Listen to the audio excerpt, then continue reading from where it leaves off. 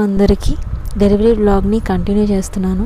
ఇది నా యొక్క life experience. So I want to share it. Okay, hospital వెళ్తున్నాను.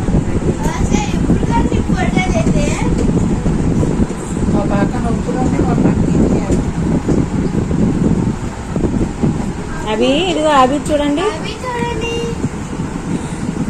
చెల్లి కావాలి, తమ్ముడు కావాలమ్మా? చెల్లె కావాలా?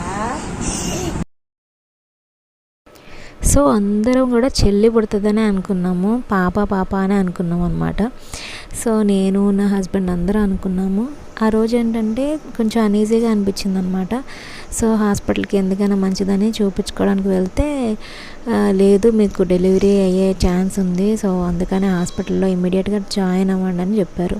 అండ్ నాకు నార్మల్ డెలివరీ అవ్వడానికి అది బేబీ ట్రై చేసినా కానీ అది డేంజర్ అనమాట. ఎందుకంటే నాకు 8th మంత్లో చెప్పారు ఏంటంటే బేబీ నెక్ చుట్టూ పేగు 3 చుట్లు చుట్టుకుంది అని, అది కొంచెం డేంజర్ అని చెప్పారు.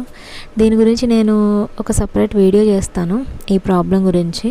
అంటే కార్డ్ అరౌండ్ ద నెక్ అనేది, దాని గురించి నేను ఒక వీడియో ఎక్స్ప్లెయిన్ చేస్తాను. అది ప్రెగ్నెన్సీ వాళ్ళ గురించి వాళ్ళకి ఉపయోగపడుతుంది, ఎవరికైనా ఆ విధంగా ప్రాబ్లం ఉంటే.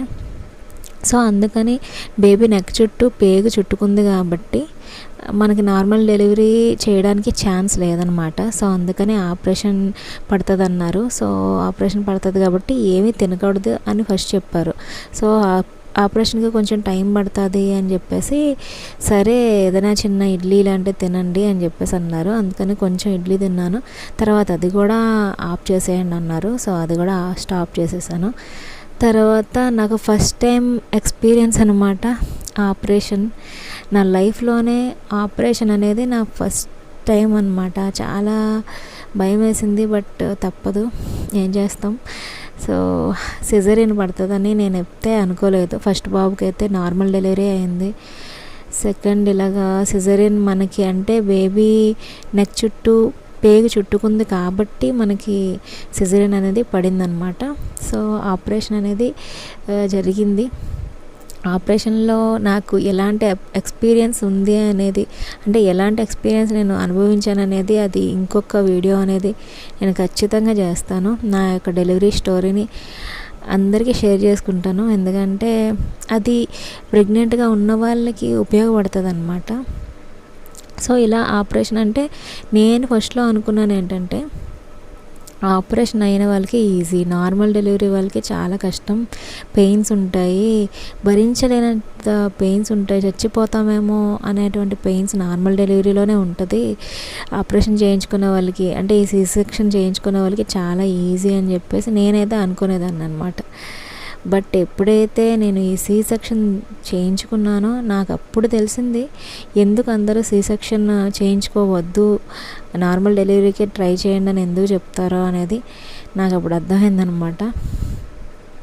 ఎందుకు అంటే చాలా కష్టం. అంటే ఆపరేషన్ అప్పుడు మనకి పెయిన్ లేకపోయినా ఆపరేషన్ తర్వాత అసలు మనం పక్కకు కూడా తిరగలేమన్నమాట. అంత కష్టంగా ఉంటుంది మనం రికవరీ అవ్వడం అనేది. అయితే నాకు ఆఫ్టర్నూన్ 3:45కి బేబీ డెలివరీ అయ్యిందనమాట. ఆపరేషన్ చేసి తీశారు. బేబీ బాయ్ అని చెప్పారు. లిటిల్ బిట్ డిసప్పాయింట్ అయ్యాను. తర్వాత మళ్ళీ నార్మల్ అయ్యాను. ఈ సిచ్యువేషన్ చాలామంది ఫేస్ చేసి ఉంటారు. ఆల్రెడీ బాబు తర్వాత మళ్ళీ బాబు పుడితే, మళ్ళీ పాప తర్వాత ఇంకో పాప పుడితే కొంచెం లిటిల్ డిసప్పాయింట్మెంట్ అనేది ప్రతి ఒక్కరికి ఉంటుంది. అలాగే నాకు కూడా అయ్యింది. తర్వాత అనుకున్నాను గాడ్ ఏది ఇస్తే అదే మనకి మంచిది అని చెప్పేసి, దేవునికి అంతా తెలుసు కదా ఎవరికి ఏమి ఇవ్వాలో అని చెప్పి, తర్వాత థ్యాంక్ యూ గాడ్ అని చెప్పేసి ప్రేయర్ చేసుకున్నాను అనమాట. సో డెలివరీ అయిపోయిన తర్వాత బేబీని అక్క వాళ్ళకి ఇచ్చేశారు, నార్మల్ రూమ్కి షిఫ్ట్ చేశారు. నాకైతే ఐసీయూలో పెట్టారనమాట.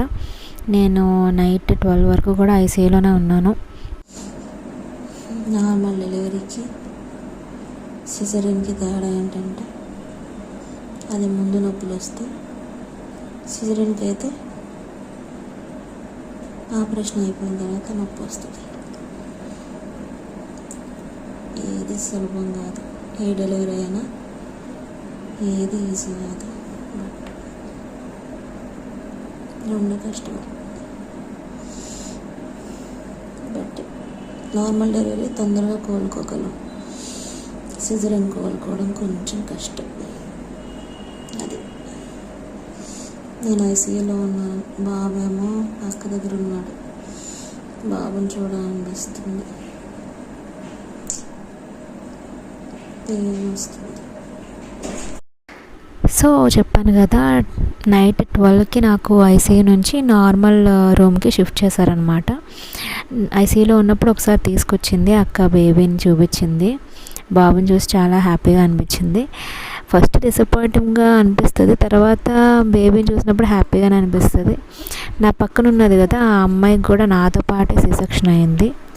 నాతో పాటు అక్కే ఉంది హాస్పిటల్లో. నిజంగా అక్క లేకపోతే నేను ఎలా ఉండేదాన్నో అనేది నిజంగా నాకైతే చాలా ఐఎమ్ సో థ్యాంక్ఫుల్, చాలా రుణపడి ఉంటాను మా అక్కకి. నేను ఎప్పుడూ కూడా ఒక అమ్మ తర్వాత అమ్మలాగా నాకు తోడుగా, నా డెలివరీ టైంలో నా ప్రతి కష్టంలో కూడా మా అక్క నాకు తోడుగా ఉంది.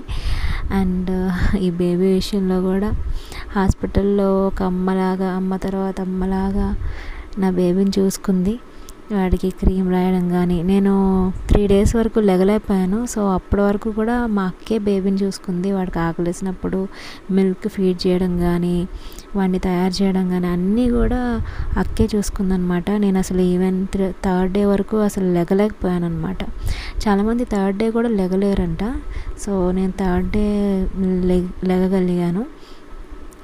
ఆపరేషన్ అయిన నైట్ కొంచెం సైడ్కి తిరగమన్నారు, తర్వాత నెక్స్ట్ డే కొంచెం లెగమన్నారు అనమాట. ట్రై చేశాను, చాలా కష్టంగా అనిపించింది. అండ్ ఇదిగోండి బాబు అయితే చాలా చాలా రెడ్గా పుట్టాడనమాట.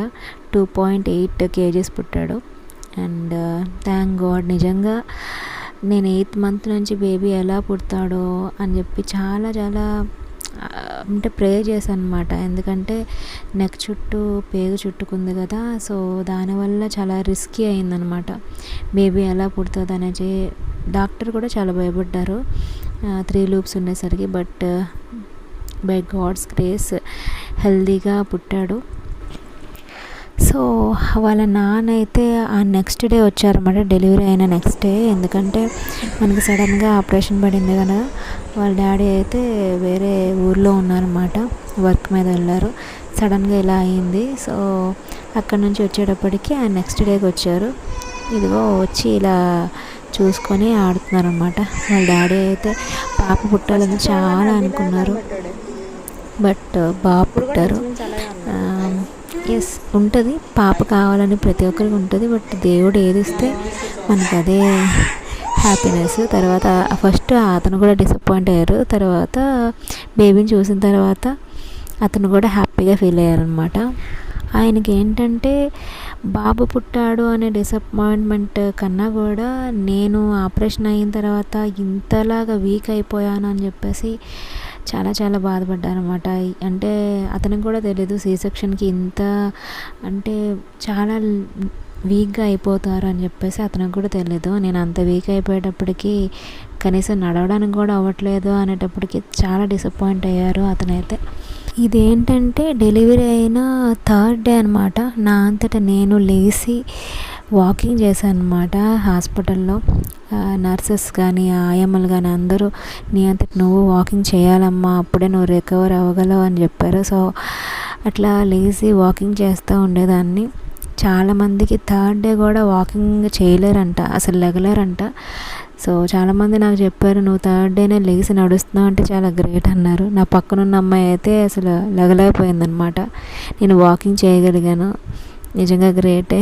అండ్ ఆపరేషన్ అయింది కదా, ఆపరేషన్ అవ్వడం వల్లేమో నా ఫేస్ అంతా చాలా ఉబ్బిపోయింది. నిజంగా నా ఫేస్ ఏంటి ఇంత ఉబ్బిపోయిందని అనుకున్నాను. అంటే ఎవరికైనా సర్జరీ అయిన తర్వాత ఆ ఫేస్ అనేది అలా స్వెల్లింగ్ అవుతుంది అనుకుంటా. సో నాకు కూడా అట్లా స్వెల్లింగ్ అయింది. అక్కడ హాస్పిటల్లో వాకింగ్ చేస్తా మా హస్బెండ్కి చెప్తున్నాను అనమాట, నాకు హార్ట్ బీట్ ఈ మిషన్ మీద చెక్ చేశారు అని చెప్పేసి ఆయనకి అది ఇది మాట్లాడేస్తున్నారు నన్ను. చాలా కష్టం అయింది. నడుస్తున్నాను కానీ ఆ నడవడం కూడా కొంచెం కష్టంగానే అయ్యిందనమాట.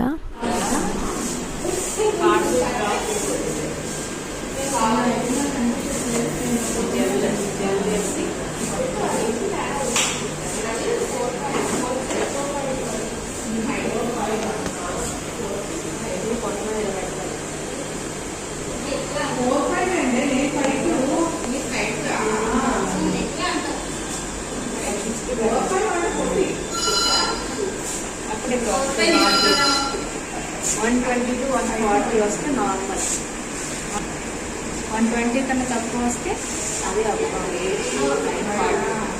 ఇది గ్రాఫ్ అది పెట్టి 15 minutes అయ్యారంటే గ్రాఫ్లా. సో ఇక్కడ ఏంటంటే బాబుతో చాలా ఊసులు చెప్పాను అనమాట. అండ్ బాబుకి చాలా సారీ చెప్పాను, ఎందుకంటే పుట్టిన వెంటనే నేను చాలా డిసప్పాయింట్మెంట్ అయ్యాను కదా, పాప కాదు బాబు పుట్టాడా అని చెప్పి కొంచెం డిసప్పాయింట్ అయ్యాను. సారీరా నేను చూసి నేను డిసప్పాయింట్ అయ్యాను, ఐఎమ్ రియలీ సారీ అని చెప్పి చెప్తున్నాను అనమాట వాడికి. సో డెలివరీ అయిన తర్వాత ఒక 5 days హాస్పిటల్లో ఉంచారనమాట అబ్జర్వేషన్. తర్వాత మనకి మోషన్ అయిన తర్వాత డిశ్చార్జ్ చేశారు. ఇంటికి వస్తున్నాము, అది వీడియో అనమాట. అండ్ ఇంటికి వచ్చి మనకి 5th floor అనమాట, ఫస్ట్ ఫ్లోర్.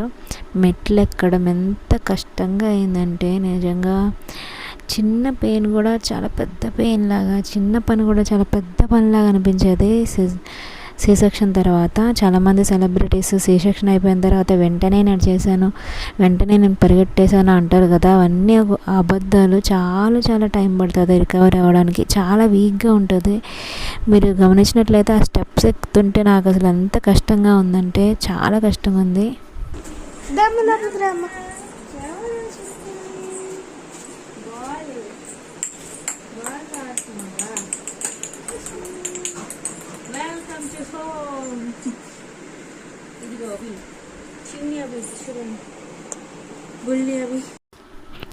సో అదే అండి నా యొక్క డెలివరీ స్టోరీ. ఇంకా డెలివరీ స్టోరీ క్లియర్గా ఒకసారి నేను చెప్తాను, కొన్ని చెప్పడం అవ్వలేదు.